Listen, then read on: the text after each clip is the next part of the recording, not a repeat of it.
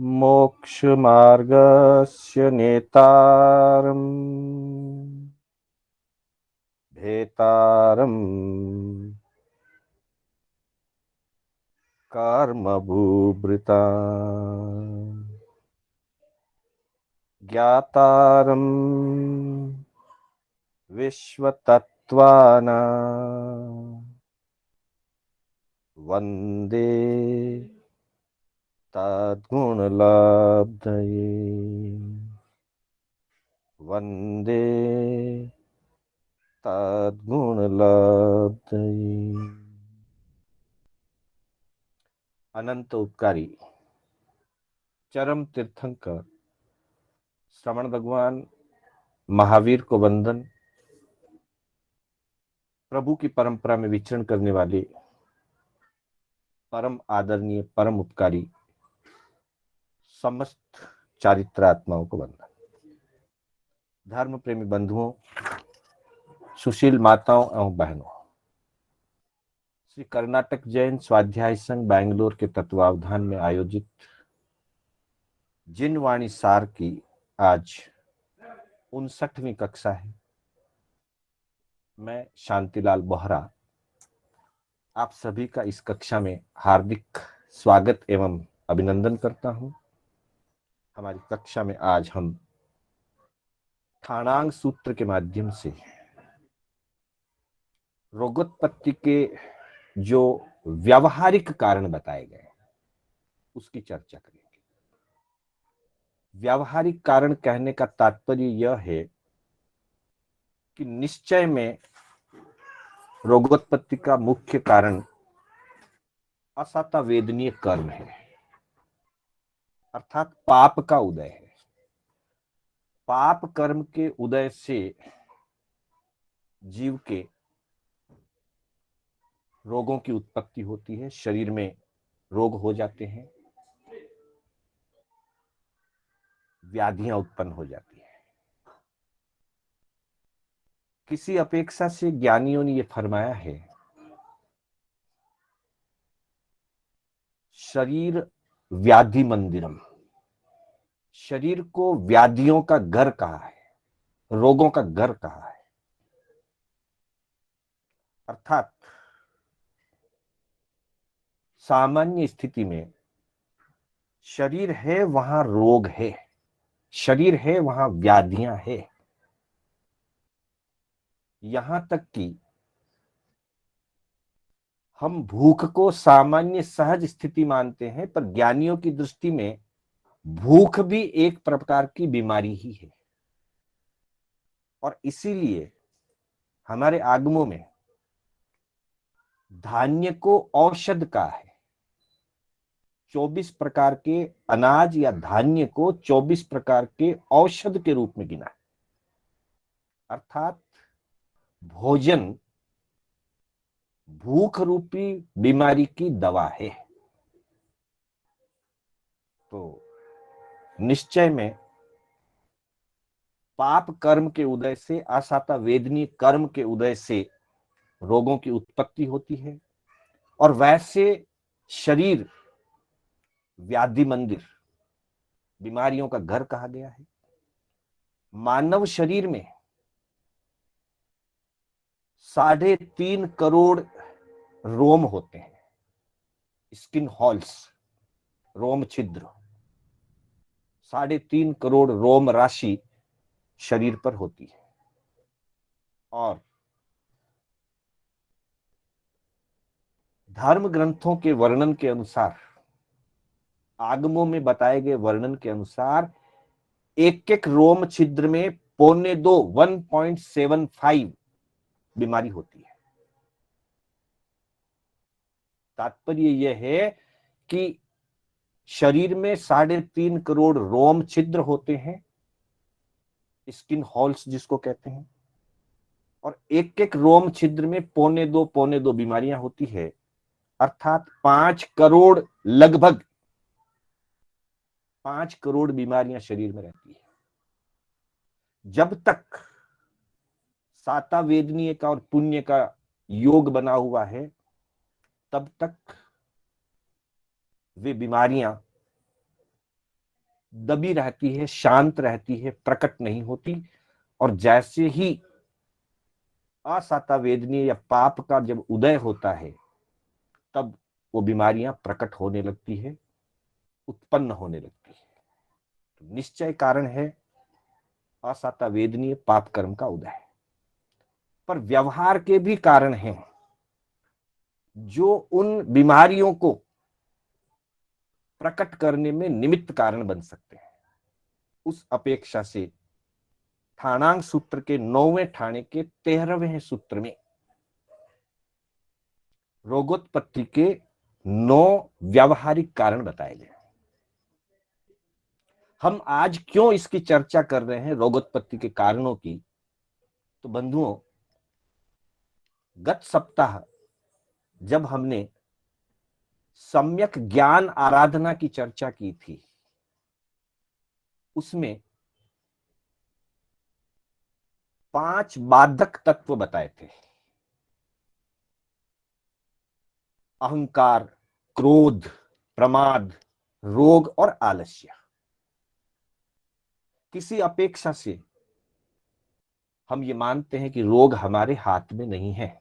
बाकी चीजों को हम, अहंकार को हम कम करें, यह हमारे हाथ में है। क्रोध नहीं करें, यह हमारे हाथ में है। प्रमाद नहीं करें, यह हमारे हाथ में है। आलस्य नहीं करें, यह हमारे हाथ में है। पर शरीर में रोग ना हो, यह हमारे हाथ में नहीं है। निश्चय की दृष्टि से यह हमारे हाथ में नहीं है। अशाता वेदनीय कर्म का उदय तीव्र हो जाए तो रोग उत्पन्न होते हैं, यह हमारे हाथ में नहीं है।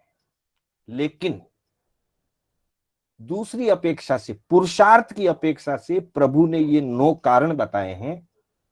अर्थात इन 9 कारणों में विवेक अगर रखा जाए, इन 9 परिस्थितियों में अगर विवेक रखा जाए, तो जो व्यवहारिक निमित्त कारण है रोगों की उत्पत्ति के, उनके द्वारा कर्मों को जो फोर्स मिलता है, कर्मों को जो बल मिलता है, निमित्त मिलता है, और जिस निमित्त से वो कर्म उदय में आते हैं, उन निमित्त कारणों को रोक करके हम रोगों की उत्पत्ति से बच सकते हैं। और रोगों की उत्पत्ति से बचकर हम ज्ञान दर्शन चारित्र की सम्यक आराधना में अपना विशेष समय और श्रम लगा सकते हैं।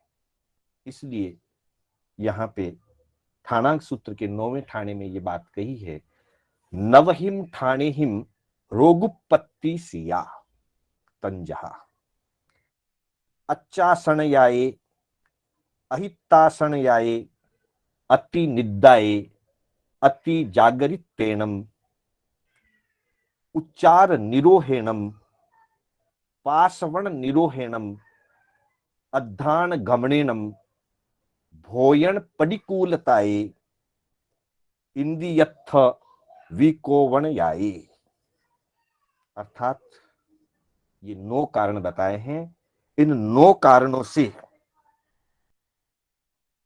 रोगोत्पत्ति होती है, रोगोत्पत्ति हो सकती है। इसलिए प्रत्येक व्यक्ति को, चाहे वो ग्रस्त है, चाहे वो संयमी है, सामान्य व्यवहार में इन 9 कारणों से विवेक रखना चाहिए। अर्थात इन परिस्थितियों का विवेक पूर्वक समायोजन करना चाहिए।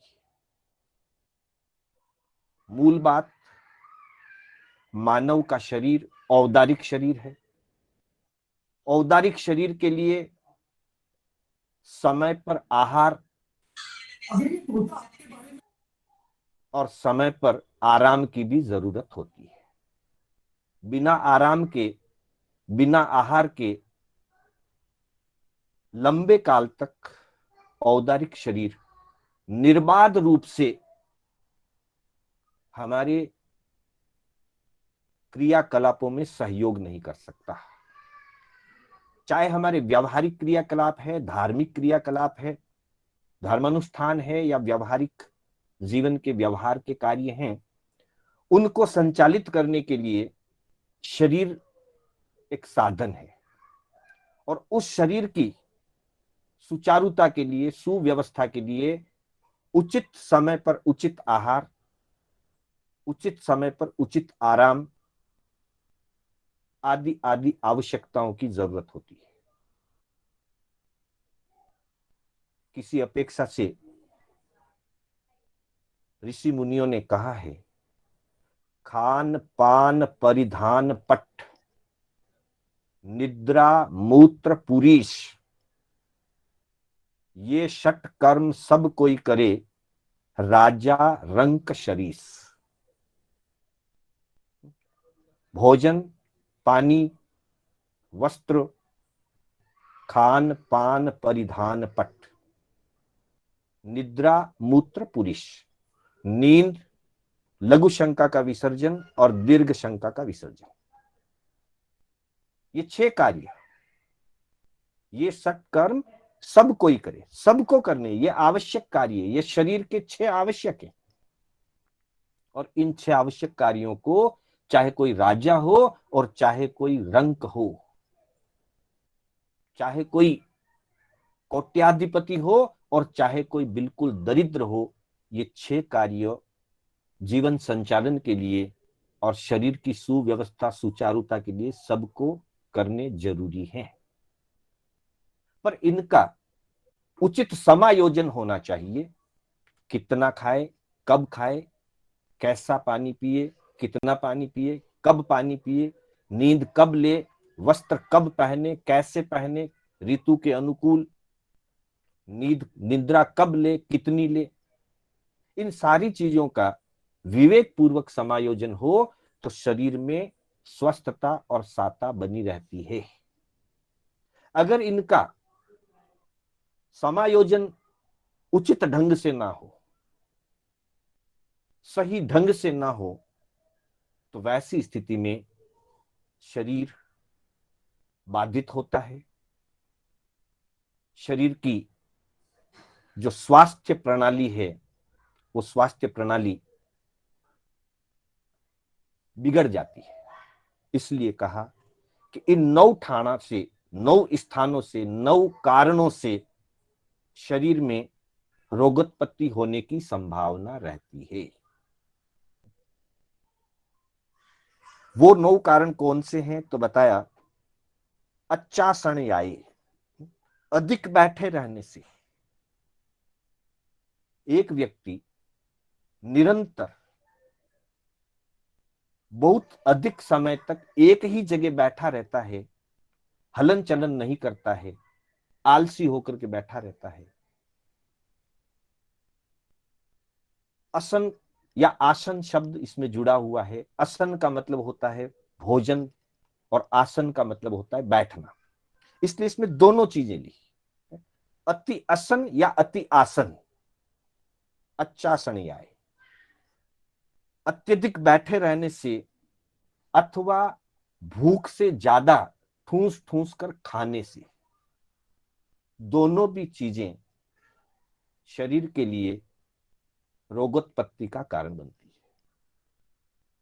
किसी अपेक्षा से एक समाज विज्ञानी ने एक बात कही थी कि इस दुनिया में कम खाने से या भूख से जितने लोग बीमार नहीं होते हैं, उससे कहीं ज्यादा लोग ज्यादा खाने से बीमार होते हैं या प्रतिकूल खाने से बीमार होते हैं।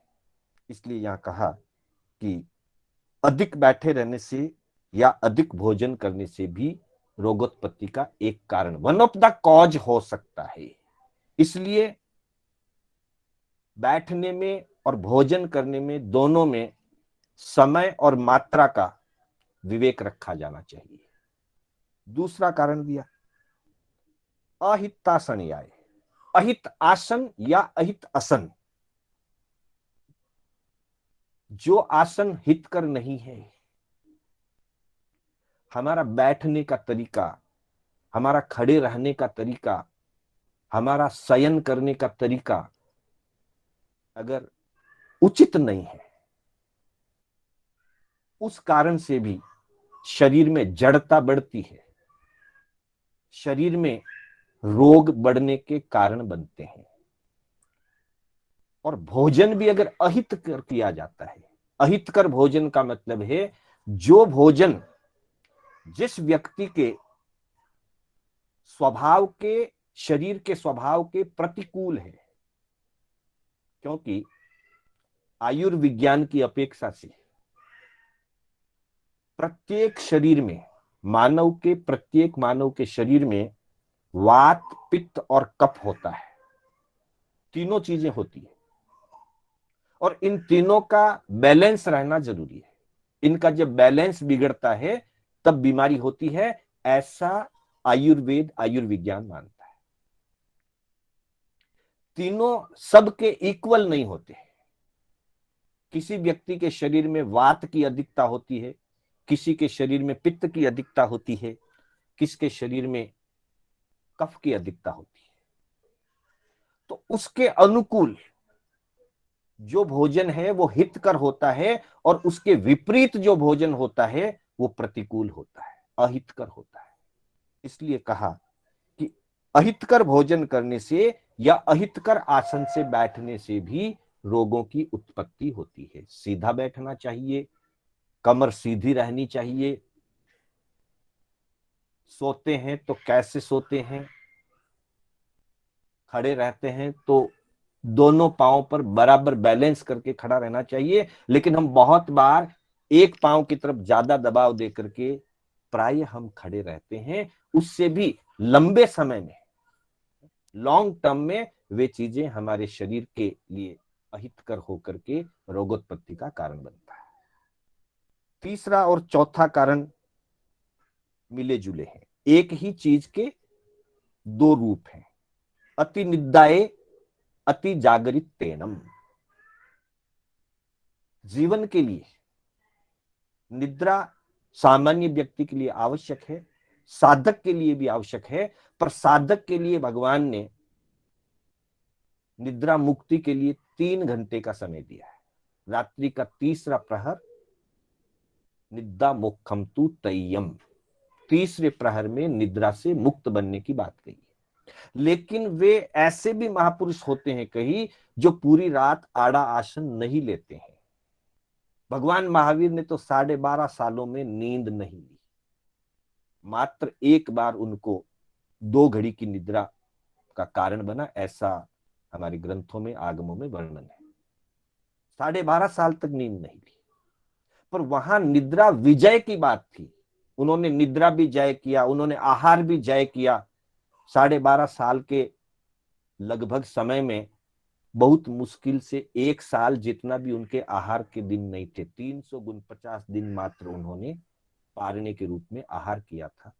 तो साधना की दृष्टि से, त्याग की दृष्टि से जो त्याग किया जाता है, और त्याग अपने सामर्थ्य और शरीर स्वभाव के अनुरूप होता है, तो वो रोगोत्पत्ति का कारण नहीं बनता। चाहे वो नींद ना ले या कम ले, भोजन ना करे या कम करे। पर सामान्य स्थिति में अधिक नींद लेने से भी जड़ता आती है, प्रमाद बढ़ता है, आलस्य बढ़ता है और शरीर जड़ होता चला जाता है। वैसे तो शरीर तो जड़ ही है, पुद्गल ही है। यहां जड़ता का मतलब है शरीर में भारीपन आने लगता है, शरीर अकड़ने लगता है। और अधिक जागने से भी, बहुत ज्यादा जागने से, हम वैसे भी देखते हैं कभी कभी अगर किसी कारण से हम नहीं सो पाए या नींद नहीं आई हमको, तो अगले दिन सिर और आंखें भारी रहती है। पर लगातार अगर व्यक्ति बहुत ज्यादा जागता ही रहता है, निद्रा जय करना अलग चीज है, साधना की दृष्टि से जागना अलग चीज है। कुछ महापुरुष हैं, आज भी ऐसे हैं, आड़ा आसन नहीं लेते हैं। और पूर्व पर्याय में, पूर्व काल में भी हुए हैं। आचार्य जयमल जी महाराज साहब 52 वर्ष तक उन्होंने आड़ा आसन नहीं किया था। 52 ईयर्स सोए ही नहीं। पर वो साधक पुरुष थे, उनकी साधना, उनकी दृढ़ता अलग प्रकार की थी। हर साधु भी ऐसा नहीं कर सकता। इसलिए अधिक नींद लेने से या बहुत अधिक जागते रहने से भी बीमारी उत्पन्न होने की संभावना रहती है। इसलिए अति निद्राए अति जागरित तेनम, अर्थात उपयुक्त, जो जिस स्तर पर, जिस लेवल के व्यक्ति को जितनी रिक्वायरमेंट है, उसके अनुरूप नींद आवश्यक है स्वस्थता के लिए। उससे बहुत कम लेना या उससे बहुत अधिक ज्यादा लेना, ये दोनों ही चीजें बीमारी को न्योता देने के समान है। फिर पांचवा और छठा कारण जो है वो शारीरिक क्रिया के रूप में है, आवश्यक क्रिया के रूप में है। उच्चार निरोहेणम, पासवन निरोहेणम। बंधुओं, मल और मूत्र विसर्जन के लिए इनके वेग को रोका नहीं जाना चाहिए। आधुनिक विज्ञान हो, चाहे आयुर्वेद हो, चाहे प्राकृतिक चिकित्सा हो या धर्मशास्त्र हो, सबका ये मानना है कि यह नेचुरल कॉल्स हैं, इनका वेग रोका नहीं जाना चाहिए। इनके वेग को रोकने पर, समय पर इनका विसर्जन न करने पर शरीर के अंदर विकार बढ़ते हैं और उन विकारों के कारण शरीर में व्याधियां और बीमारियां पैदा होती है। इसके संदर्भ में आयुर्वेद के अंदर एक चुटकला दिया है। कहते हैं कि एक व्यक्ति देव विमान में देव के साथ बैठ करके कहीं जा रहा था और रास्ते में विमान में ऊंचाई पर उड़ रहा था। तो एक रूपक है समझाने के लिए। उस मानव ने उस देव से कहा कि अनुकूल स्थान देख करके आप इसे नीचे उतारिए, विमान को नीचे लाइए। तो अनुकूल स्थान देख करके कुछ मिनटों के बाद देव ने वो विमान धरती पर उतारा। मनुष्य उस विमान से बाहर आया और एक एकांत स्थान पे जाकर के उसने मूत्र विसर्जन किया, लघु शंका का निवारण किया। वापिस आके बैठा तो देवता ने पूछा कि एकांत में क्या करने गए थे? का मुझे लघु शंका का विसर्जन करना था। तो देवता ने कहा कि फिर तुमने ये क्यों कहा कि अनुकूल स्थान आने पर देख करके नीचे उतारिए?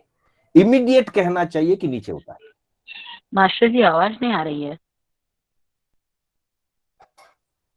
आ रही है। आवाज आ रही है? आप अपने फोन को एक बार चेक कर लीजिए प्लीज। तो बंधुओं, आवाज आ रही है। जी बंधुओं, ये बात इस बात को दर्शाता है कि वेग को रोका नहीं जाना चाहिए। भगवान महावीर ने धर्म सिद्धांत के अंतर्गत ये बात कही है। एक हल्की सी बौछार भी आ रही हो तो साधु साध्वी विहार नहीं कर सकते, गोचरी पानी के लिए अपने स्थान से बाहर नहीं जा सकते। लेकिन लघु शंका या दीर्घ शंका की विसर्जन की आवश्यकता अगर महसूस हुई और मौसम सूखा नहीं है, बारिश आ रही है, कैसी भी बारिश आ रही हो, कितनी भी बारिश आ रही हो, भगवान ने साधु साध्वी को शारीरिक क्रिया के लिए बरसते बरसात में भी जाने की अनुमति दी है। बाद में उसका प्रायश्चित लिया जा सकता है, लेकिन जाने से निषेध नहीं किया। पर गोचरी के लिए जाने के लिए निषेध किया।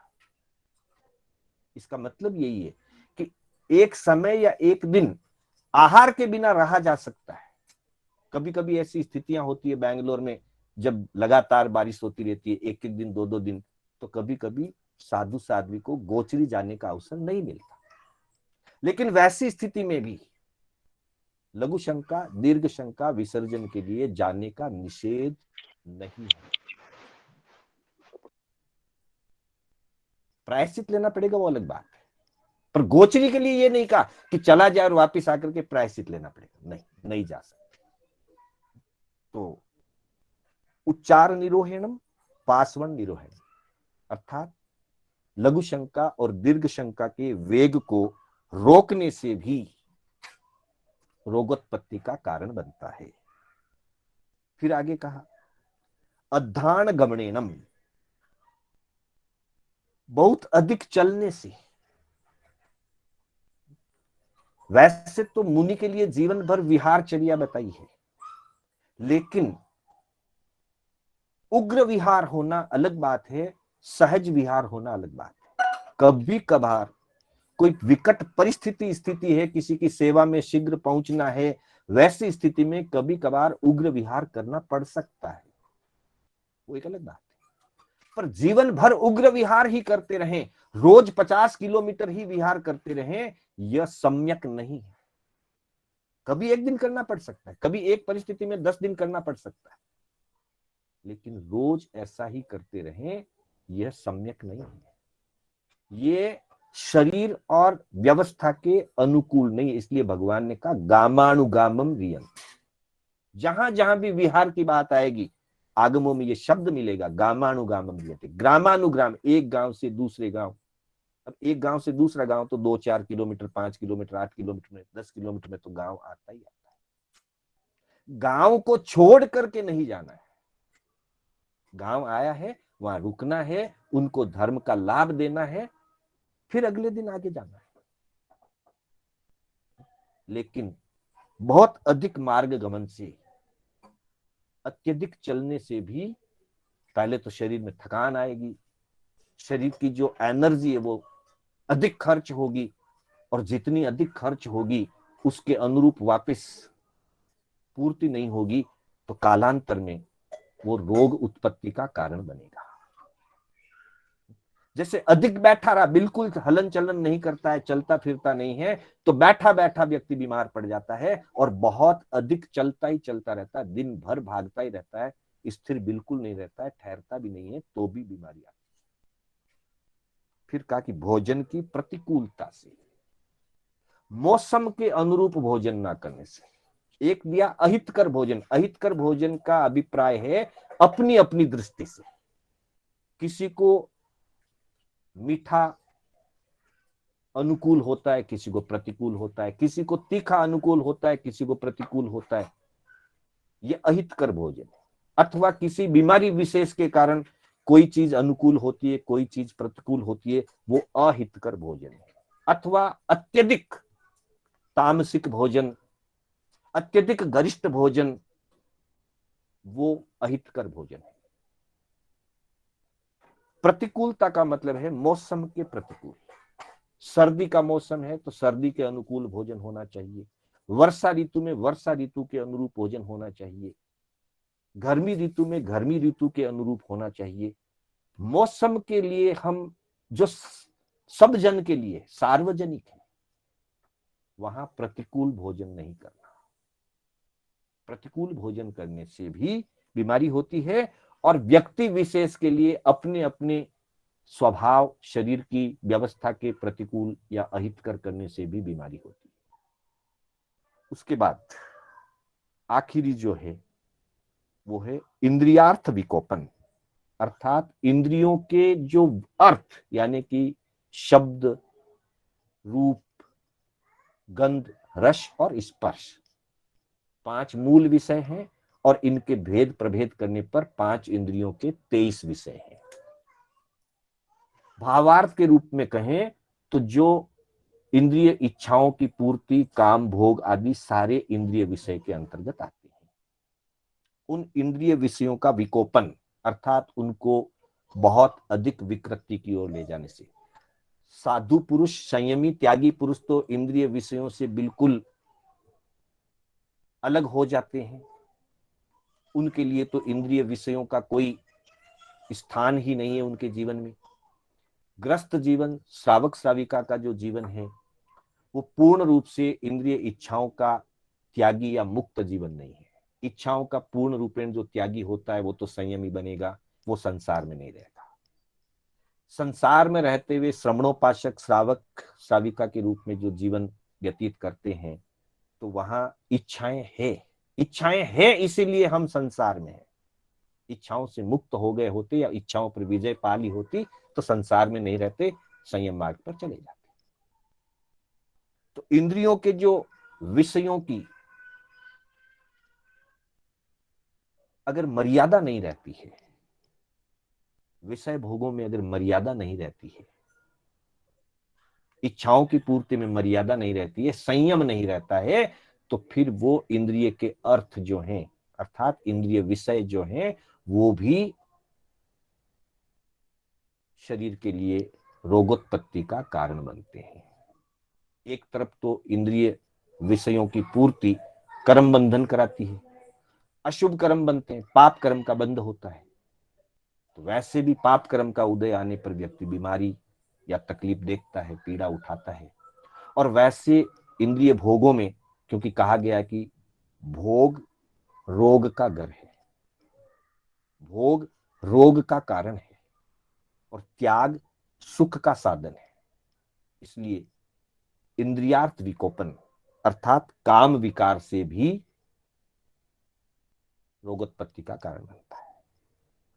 कई बार शारीरिक रूप से तो, जैसे अपनी बात करी, मुनि तो त्यागी होते हैं, लेकिन अगर मन में विकार भाव भी अधिक आ रहा हो और उसको समझ पूर्वक वैराग्य भाव से और ज्ञान भाव से ज्ञाता दृष्टा रह करके उस पर विजय प्राप्त ना करे, तो काम भोग का जो मानसिक रूप है, वो मानसिक रूप भी कभी कभी बीमारी का या रोगोत्पत्ति का कारण बनता है। उत्तरायण के 16वें अध्ययन में ये बात स्पष्ट रूप से कही है कि अगर मनोविकारों को दबाया जाता है, समझ पूर्वक संयमित नहीं किया जाता है और दबाया जाता है, तो उसको व्याधि उत्पन्न होने का कारण माना है, बीमारी उत्पन्न होने का कारण माना है।